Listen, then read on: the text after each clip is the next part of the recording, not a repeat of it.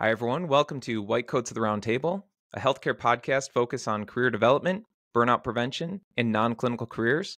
My name is Mike Asbach, and I'm normally joined by John McDonald, but unfortunately, he got mandated to work this morning, and that is a situation that I'm sure most people listening to this can sympathize with, since that is part of healthcare.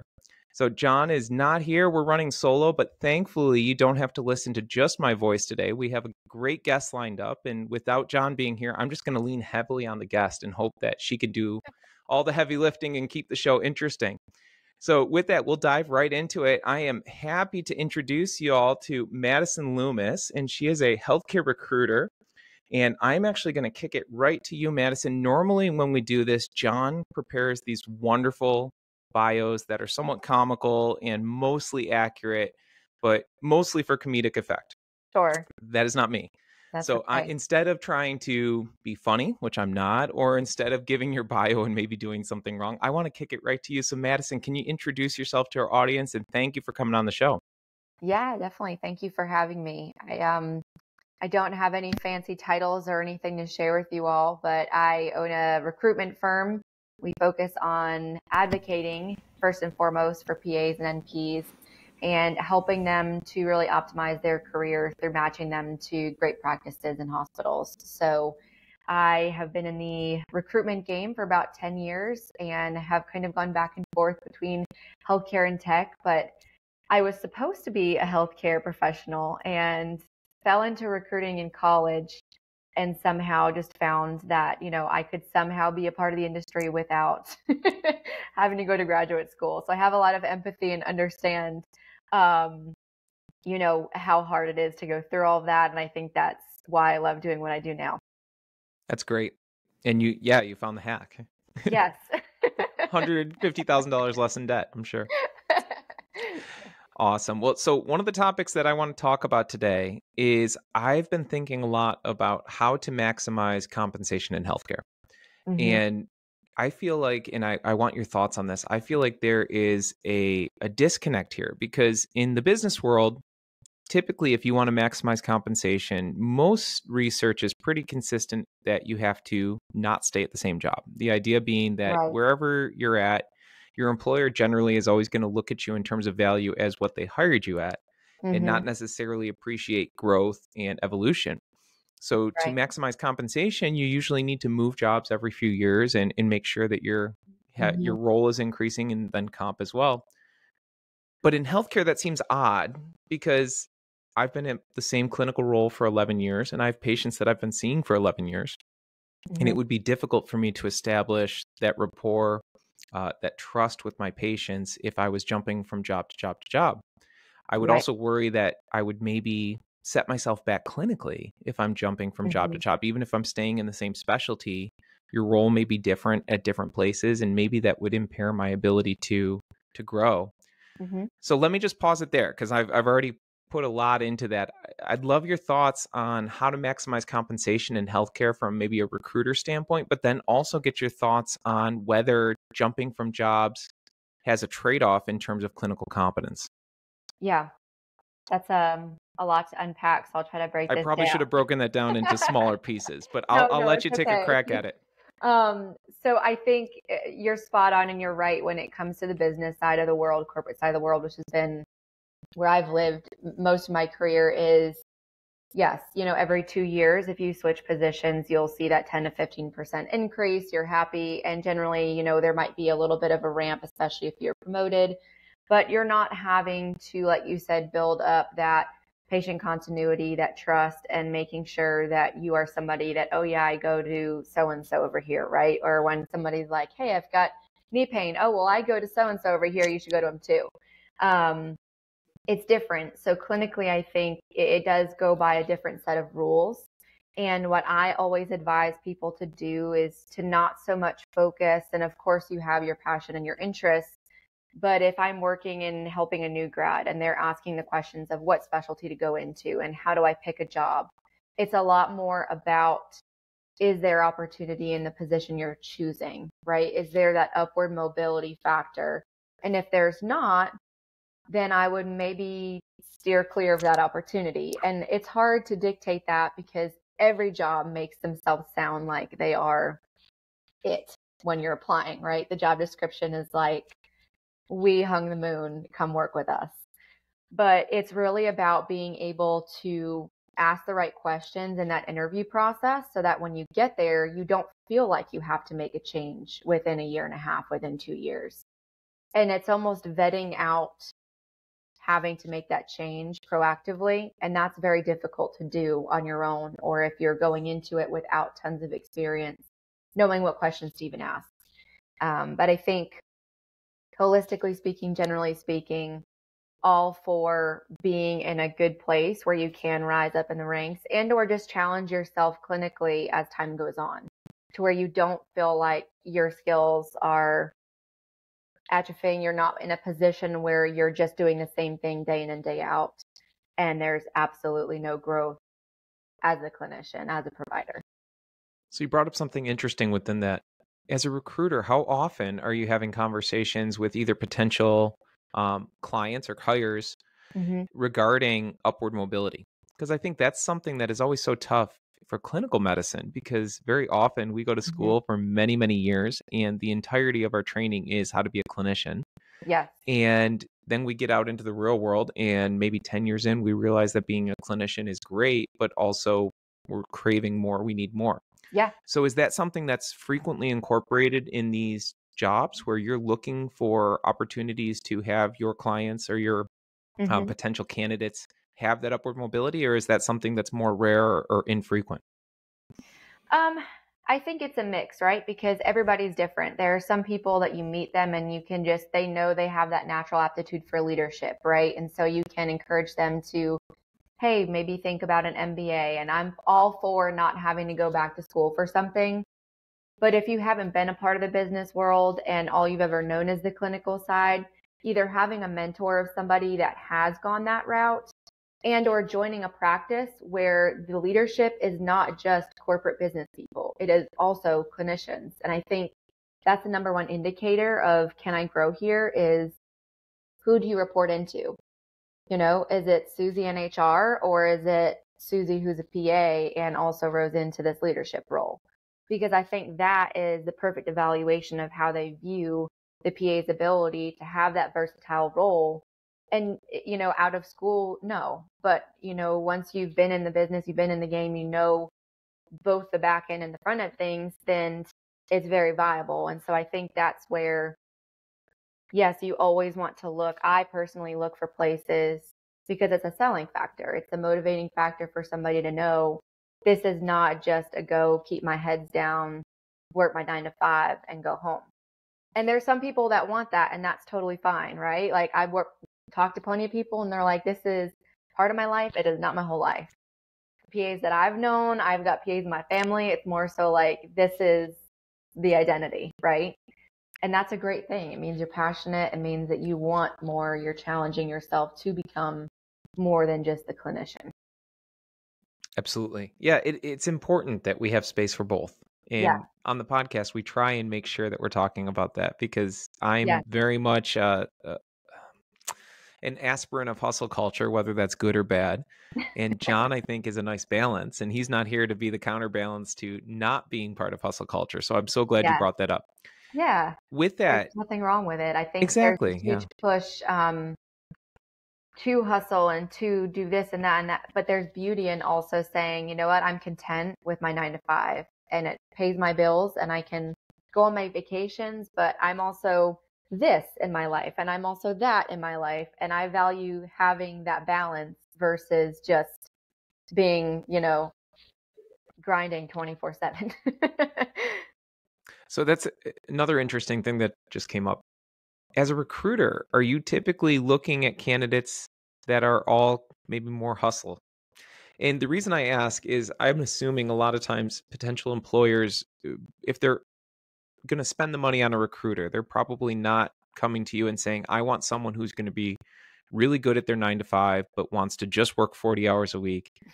At least my thinking is a lot of times they're going to be approaching you and hiring you to provide someone who is a high achiever, an all-star that brings a lot of value to their organization. Am I wrong in that? Or is their placement where a lot of times recruiters may be looking for someone who is still just able to fill that role, work that 9 to 5, do a damn good job, but then also go home? I think it varies, because I've had some places where they say that, we need the heads down hustler who's just, going to do a really good job. But I don't think that the opposite spectrum of that makes them a bad clinician either, right? Like as long as they're coming in and giving it their all during that 9 to 5, that's okay too. You need those people, because if we were all like, I want to be a leader, I want to be, the director of advanced practice, well, there wouldn't be a spot for the one, you know what I mean? So, and then you'd have this huge imbalance. So I think it's a good variation, and it's just depending on the client's needs. I will say, as a recruiter, I do try to vet out and not work with clients who are basically running sweatshops. And, so lots of healthcare. Yeah, exactly. And it's like sometimes you talk to these places and they're just expectations are unrealistic, and what they want in one PA is really what they should have in 3 headcounts. And I think that's also a way that I try to advocate on the client side, is not just saying, oh, you need one PA to work X amount and be in the OR these amount of days and take on call and rounding and all this, but to also say, maybe you ought to split those into 2 positions so that you don't have burnout. You do have that retention factor. And that's a way that you can help grow these PAs, and that way they stay with you and they're not having to make that jump to, have work-life balance or to make more money and optimize their career. So when I was doing research and trying to prepare for today, one of the things I was trying to look for is any research that was done on clinicians that move from job to job frequently, and whether there was any tie-in to clinical competency. And I couldn't find a thing. There's no research on it. So it really is interesting, because my gut, as we open the show, is that if you jump around too much, that may impair your ability to grow and develop into the best clinician you can be. But there's really very little empirical data in either direction. And of course, the absence of data doesn't mean anything. Right. It's not positive or negative. What I did find, though, was there was actually a study that looked at part-time physicians, and it was, I think, primarily pediatrics. Okay. And what it found is part-time clinicians, so less clinical hours per week, did have an association with poor patient outcomes. It was not a huge association, but there was a bit of an association. So the idea maybe being that if you are not in the clinic, just getting as much experience as possible. This is the entire idea of residency training, right? Is just expose you to as many possible things in your training period. Right. That maybe that does have an impact. So I'd love to get your thoughts on that. Maybe it's a little bit of an imperfect comparison in apples to oranges of part-time versus full-time. But once again, to circle back to the idea of job switching, or maybe not staying long enough in a position to become clinically a clinical expert in that field. Sure. Yeah. So I think, and maybe my take on it is a little bit different than the options, right? Of like clinical competence and, which one, if you're moving or staying. I think it honestly boils down more to your healthcare team, because if you're staying somewhere just for the sake of staying somewhere for the dates on a resume, but your collaborative MD is, sees you as an assistant, doesn't give you autonomy, you're not challenging yourself as a clinician, I would argue that making a change to someone who does would increase your clinical competence, because when you have somebody in a healthcare team that is actually working collaboratively in the way it should, then you're able to do what your value is within the healthcare ecosystem, rather than just staying complacent for the sake of, well, I've only been here for a year and a half, so I might as well just stick it out. And I think that's just really being honest with yourself in terms of, do I have the support? Do I feel like I am valued here? And there are some places where I think, honestly, they don't see the value, and that's a shame on them, because it could really help optimize their patient outcomes and everything else that research has showed. But that's the downside of it, right? So I think it's just going where you feel like you have those opportunities, both day to day in the here and now, but also in the future. Do you have a collaborating physician who's going to advocate for you and with you, and who's going to want to open up those doors? And do you have other providers around you and clinicians around you to where they're all focused on the same things and the same outlook rather than just seeing it as a 9 to 5 or, everybody's burnout, everybody's miserable. Is there a limit to that? I ask because in my clinic, when we're interviewing candidates, if someone has been at a job for less than a year, fine. If they have a good explanation for it, it may be that they didn't have good growth there, didn't have good support.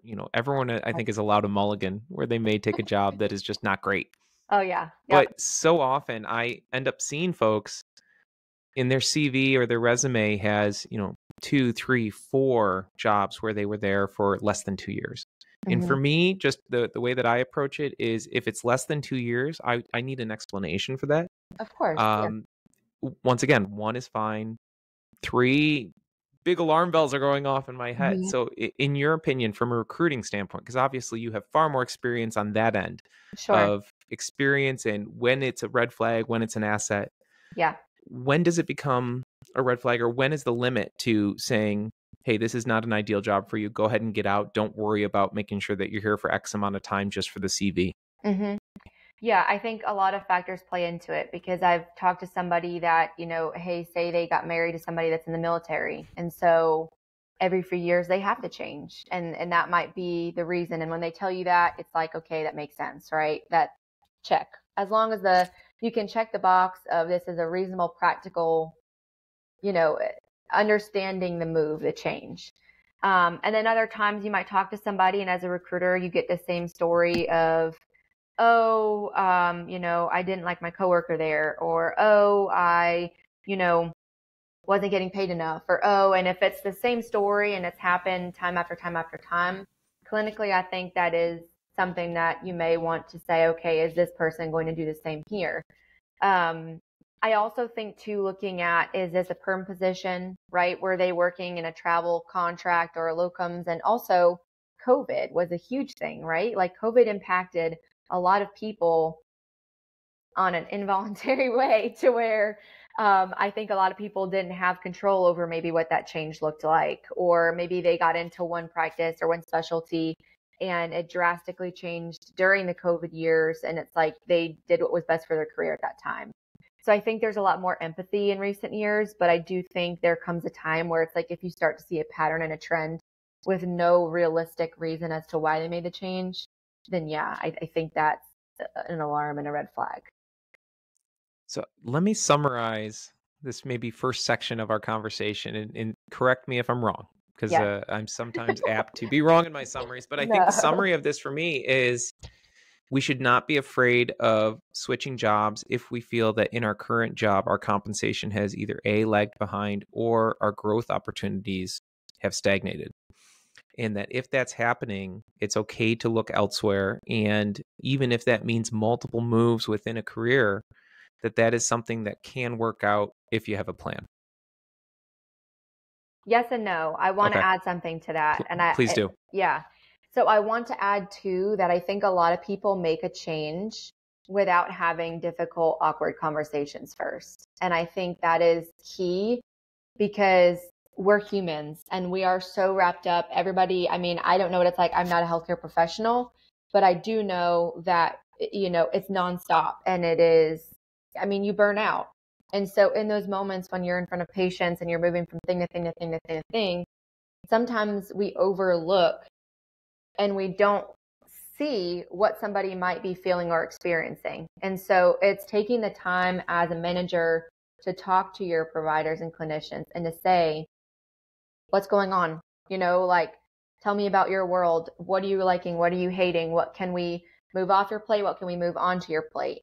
And having a really good temperature check on your team. And then vice versa, if you're unhappy as a clinician and you have somebody that you can go to as a leader, and that's why it's so important to find a boss and not a job, right? Find somebody that will respect you and listen to you and not use it as penalty against you, and saying, hey, I really don't feel like I'm being paid enough.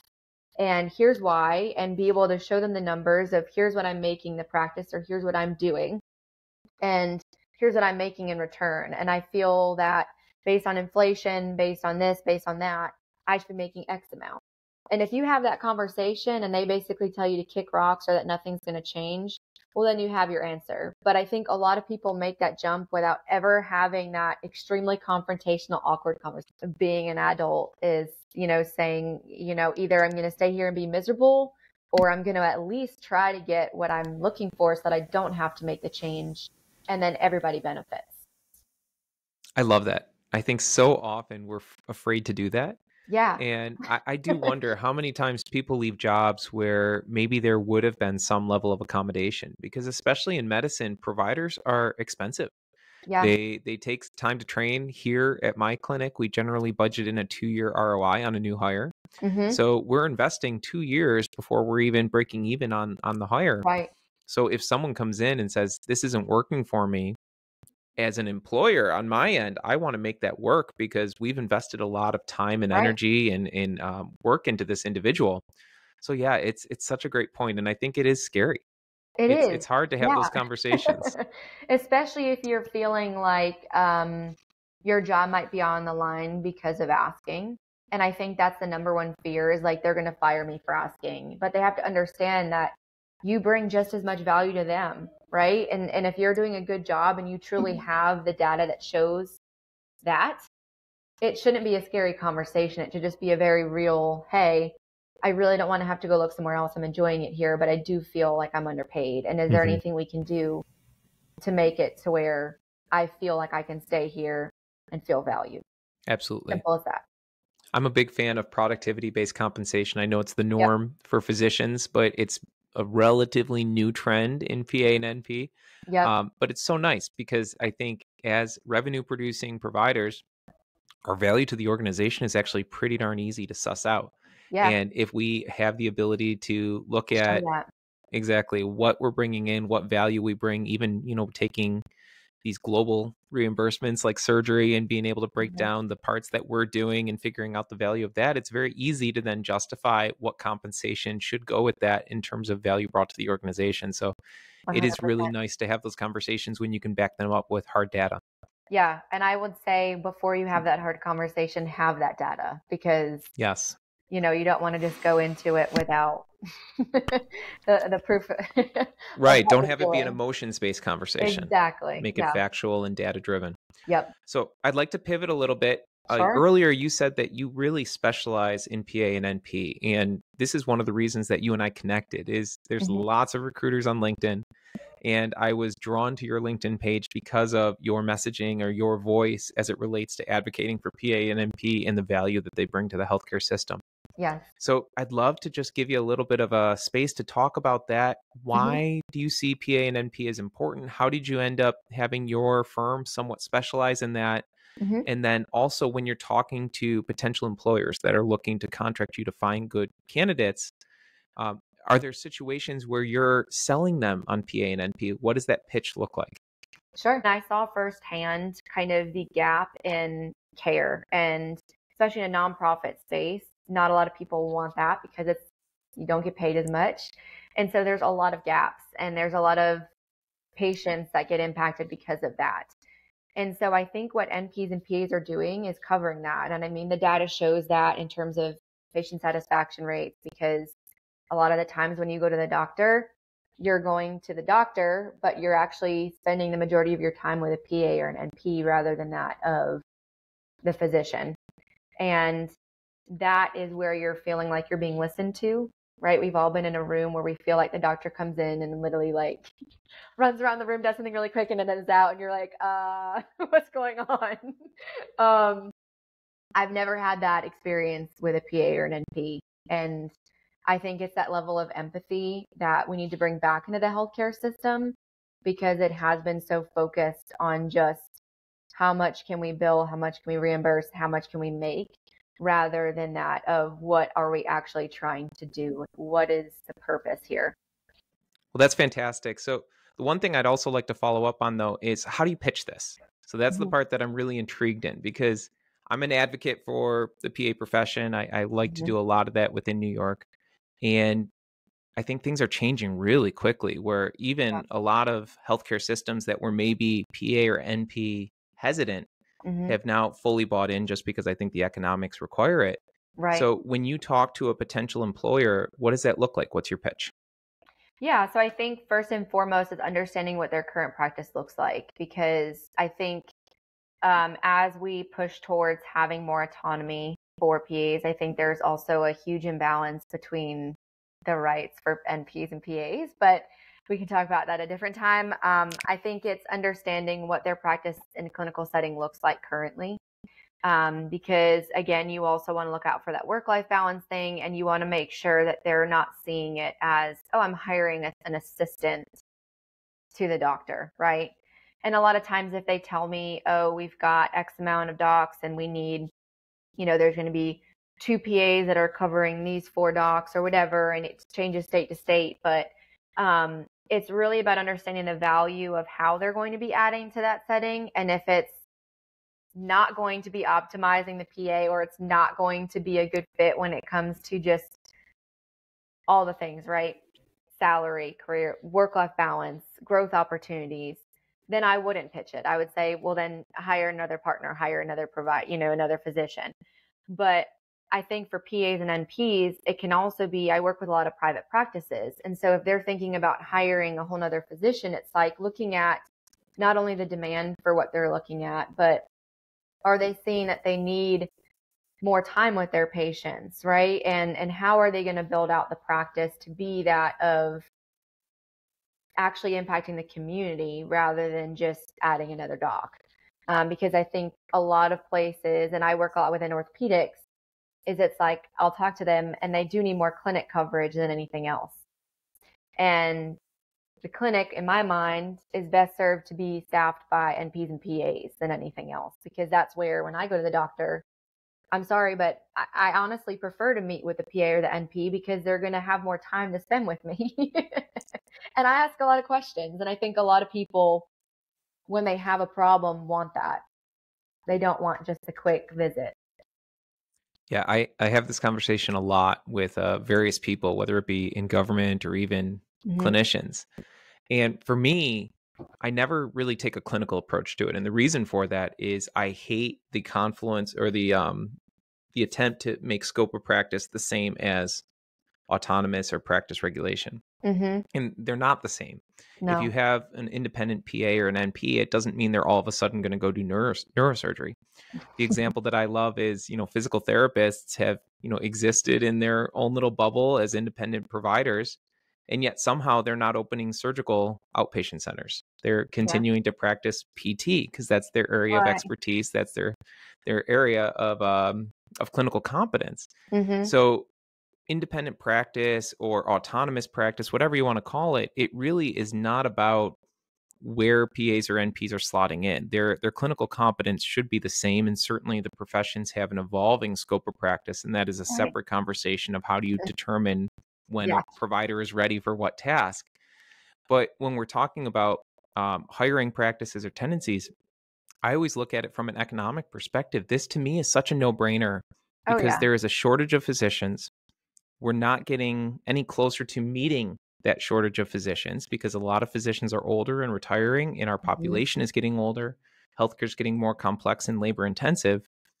And typically, there's actually good research on it, which I'm sure you have seen and are familiar with. When you bring in PAs and NPs, the physicians get richer because what happens is a lot of that low acuity work can then get off shifted to the PA and NP. And that makes more sense economically. If you're paying a PA or an NP less, then have them take over those lower reimbursement activities or lower acuity care. This frees up the physician time to do procedures, to do that high acuity, high reimbursement task. So everybody wins. If you don't have an infinite supply of physicians, you need to really triage and prioritize their time and make sure that they are spending most of their time doing tasks that can only be done by them, i.e. surgery, really complex medical care. And then continue to downshift those things that don't require those 15 years of expert training. We will always need physicians. It's never, I hate the argument that we're trying to replace physicians. Physicians are needed. There's a lot of healthcare that requires an incredible amount of expertise, but a majority of healthcare does not. A majority of healthcare is not acute. And the more of that we can shift down, physicians make more money. Physicians maybe feel that their job is more meaningful because they're not stuck doing menial tasks. They're doing things that require a very high level of expertise. And then Right. everybody wins in my book.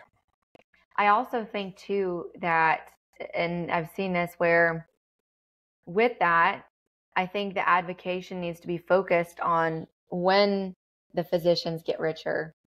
That's when the PAs need to start seeing those bonuses based on their productivity, right? For sure. Yep. That's where there needs to be some element of a bonus associated because, and there are certain specialties that feel this more than others. I mean, you look at the shortages and there's a lot more shortages, I think, in primary care because if you go and specialize, you make more money. And so naturally people do that. But I think there is a huge push for, like you're saying, right? And especially I saw at the conference at AAPA, there was like this booth there for the Doctor of Medical Sciences or doctorate. Mm-hmm. And in my head, as somebody that's not a healthcare professional, this was my first time seeing it. And I went over and I said, okay, so explain this to me. I said, these people are already in debt. They go and get this degree. And I'm not more education, more power to you, right? But does it change the scope of practice? No. And it's like, so are people doing it because, and I don't know if you have this or not, and I'm not trying to offend anybody. And I'll give you my thoughts on it after. Yeah, I'd be curious because my thoughts are like, okay, so why drive somebody deeper into debt if they're not going to be in leadership? And for you, it's different, right? Because you are. But for somebody that's not, I don't know. I feel the same way. So I think anyone that is a PA or an NP that is pursuing a clinical doctorate, I would strongly disagree and try and hopefully have a conversation and convince them otherwise. Right. The reason being is our professions are thankfully built on the whole idea that our scope of practice is evolving with experience, with competence. In today's era, you can get really high quality clinical training without paying $900 per credit hour to do it. Yeah. So I have my doctorate. I have it in healthcare leadership. It was a great investment for me, A, because the military paid for it. So it was free. Oh, yeah. But B, I do so much consulting work. My hourly rate for consulting doubled within 2 years of graduating with my doctorate. Yeah. So it's something that absolutely can be beneficial, as you said, in leadership and administration, where, doing a non-clinical doctorate maybe makes sense, or even an MBA, PhD. But yeah, I would also express your skepticism towards clinical doctorates because I think there's so much opportunity to learn the same amount of information and continue to advance as a clinician in more informal settings. And I would argue that somebody taking the money that they were going to spend on that and hiring somebody like you as a mentor would get them to where they want to be quicker. Because if everybody's doing this and everybody's wanting to put the letters next to their name, okay, great. Does that make you more competent? I don't know. Yep. But, we don't have data on that yet because it's fairly new. It doesn't change the scope of practice. So, and I think what I got from them was, it makes you a better clinician. And I said, okay. Yeah. And I walked away. I'm like, I don't agree with that, but okay. I love the idea. I love the idea that degrees are maybe not good sorting mechanisms or not as good as we maybe historically think they are, and that we need to find a different way to establish competence. I don't know what that is yet, but I think tech has done a good job of that, where there's plenty of people making big money in tech that don't have college degrees. They just taught themselves how to code, and tech is very meritocratic. They're okay with that. Medicine is the opposite of that. It's very hierarchical. Yeah. And probably will remain that way to some degree, but it is starting to change a little bit. I mean, you definitely want somebody to be credentialed and qualified to do, what you're wanting. Can't be tech. No. No. Where did you go to med school, doctor? Oh, I didn't. I dropped out of high school, but I'm self-taught. Yeah, I'm on Audible. I'm reading a few medicine books. I'm getting the basics. I took a LinkedIn Learning. It'll be fine. Yeah. Well, Madison, what I'd love to do to maybe wrap up today is I'd love to just maybe have you go through recruitment. So me personally, I've been in the same clinical job for 11 years. So I actually have not ever really had any interaction with a recruiter. And I'm guessing a lot of our listeners are maybe similar. So maybe can you share with us who is a good candidate to talk to a recruiter? I know a lot of times the recruiters are hired by companies that are looking for people, but at the same time, your job ends up being one of immense networking because you're always trying to find that perfect candidate. Right. So if a clinician is listening to this and thinking, oh, maybe I should talk to a recruiter and just test the market, Yeah. What does that look like? How does the recruiting process work? Maybe just give us the 30,000-foot overview of it from a clinician perspective.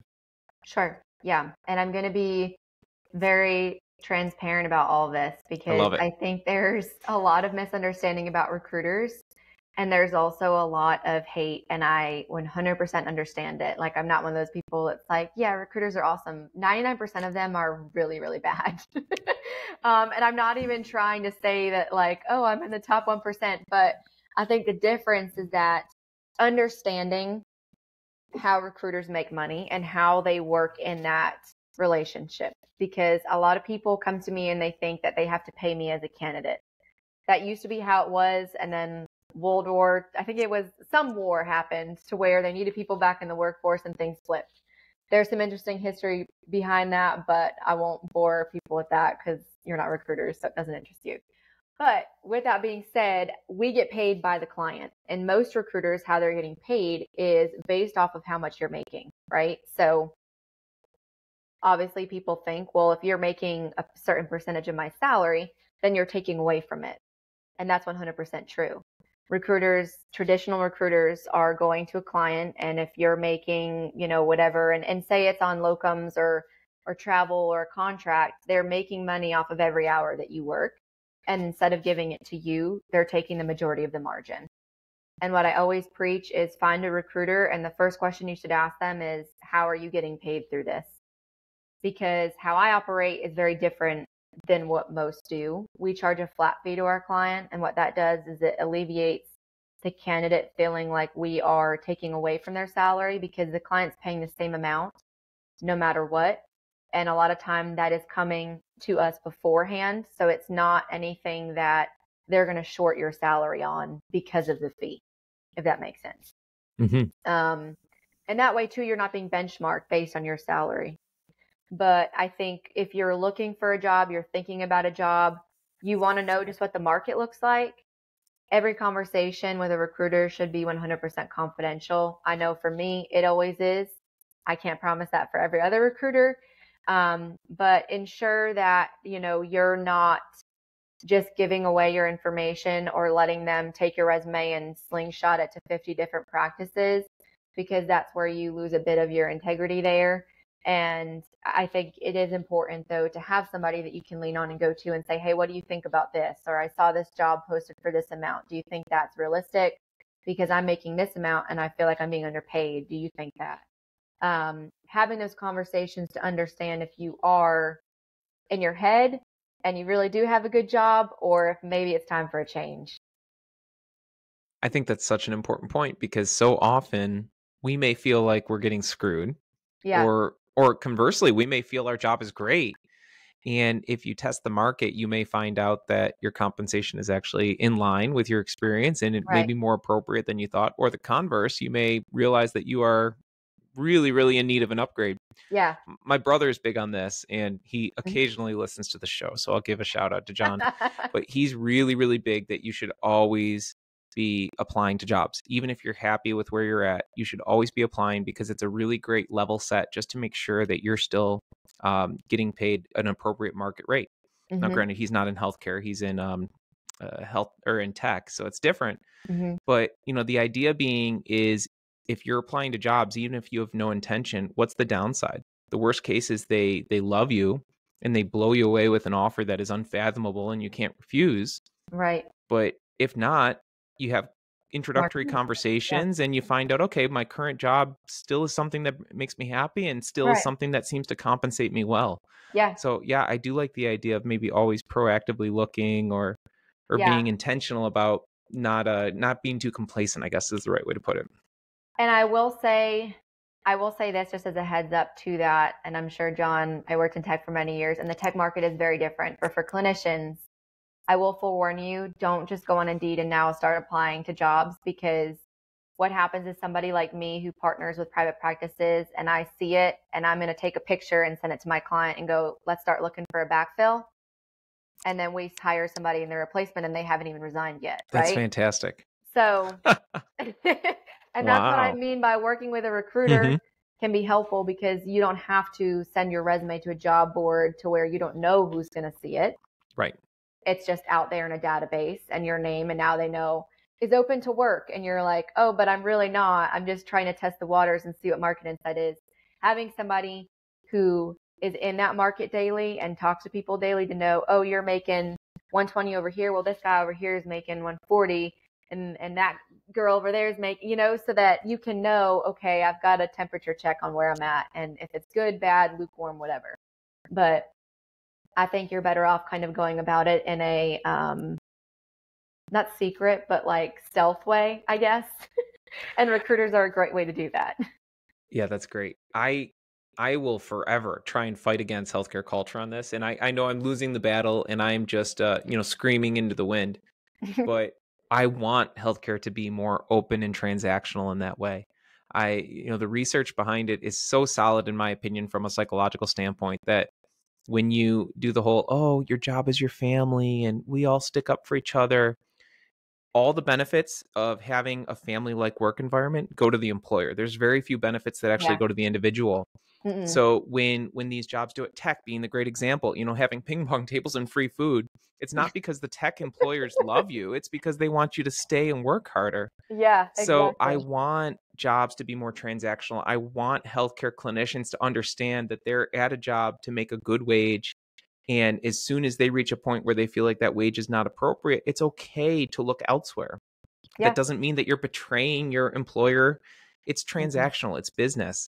And you're right. It's so hard in healthcare because I've heard from other peers that where they switch their LinkedIn to open for work and all of a sudden they're getting called into the HR office. It's Yeah. like, this is not indentured servitude. If you want to test the market, this is You should at be will able to. employment. This is Yeah. an agreement between two parties that is voluntary. Yeah. So it frustrates me that healthcare culture is what it is, but I think you're right that you Yeah. do maybe have to be a little bit discreet, even if it is well within your right to be looking and always Yes. testing the market. Yeah. And I would say too, and I've got a lot of respect for organizations, but a lot of times the data is not always the most accurate to specialty specific information and the reality outside of just hospital data. And I think if you are working with a private practice or wanting that environment or that setting, there's not tons and tons of data out there. And so working with somebody that knows, oh, these guys over here are paying this and this practice over here is paying that, can give you some insight without feeling like you've got to kind of go all in, right? But yeah, it's interesting. And I hired an NP a few months ago when we're onboarding, and she went to put in her resignation. They cut her hours. I'm like, perfect. Yeah, like, I guess it reassures you that you're making the right decision, Correct, right? Yep. But it's still, in the meantime, it's like, really? Yeah. I mean, why? I always tell my folks here that if you leave and you're going to a job that is a step up, I don't care when you leave, how I'm going to celebrate it, because Right. every single person should be looking to continue to progress. And if there's opportunities for you to progress, whether they're with us or elsewhere, that's something we're going to celebrate. Right. The big issue that I have is if someone is leaving and they're maybe taking a step backwards or it's a lateral move, because then on my end, I look at that and say, okay, what could we have done differently? Where did we maybe fall short in making sure that we were providing a good work environment, good compensation, but also upward growth and opportunity? But I always tell the people that I work with, look, see what's out there, because we need to always be looking for that. Your career is not a charity. Right. You're not at a job because you owe anything to that employer. You're there to pursue whatever you're looking to, in terms of goals and opportunities within your career. Right. And as a, I don't want to say as a boss, but as someone who's on the leadership side, I want to make sure that I'm supporting that too. Yeah. Where they can do that, not be vindictive and punitive and cut hours because Right. someone's going somewhere else.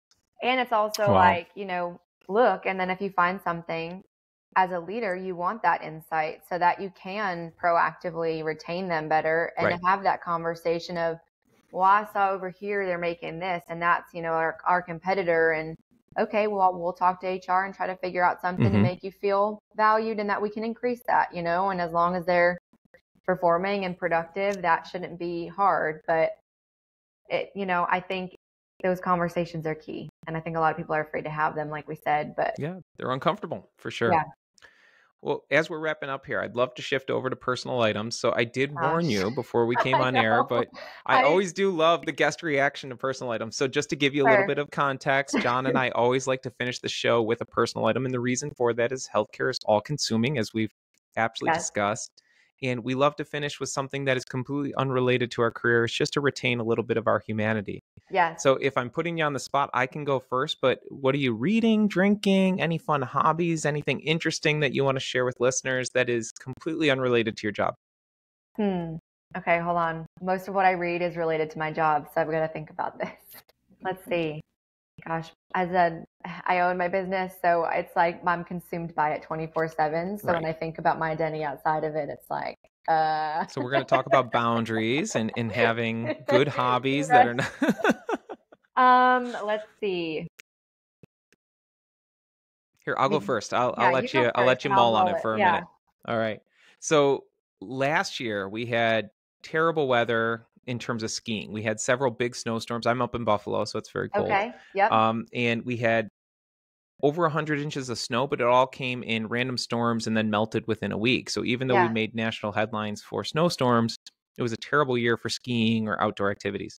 Mm-hmm. So over the past weekend, it was just gorgeous. Last week, we got up to 3 feet of snow and we were once Mm-hmm. again on the national news, but I everything did see settled that. out. And Saturday and Sunday, it was in the mid 20s, clear skies, no wind. It was just perfect. So as a family on Saturday and Sunday, we went skiing.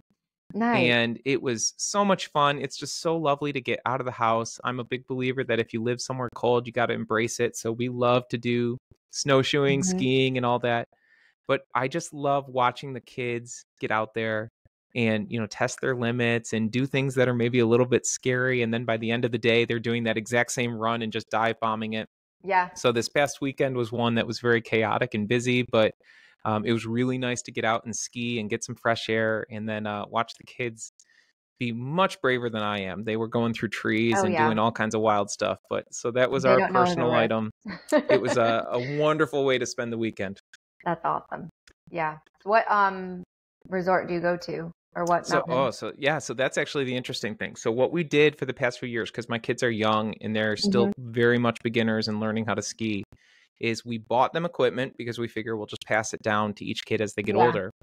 And then in New York, we actually have a county park that has a Hmm. magic carpet that's, I think, 800 or 900 feet. So it's decent size.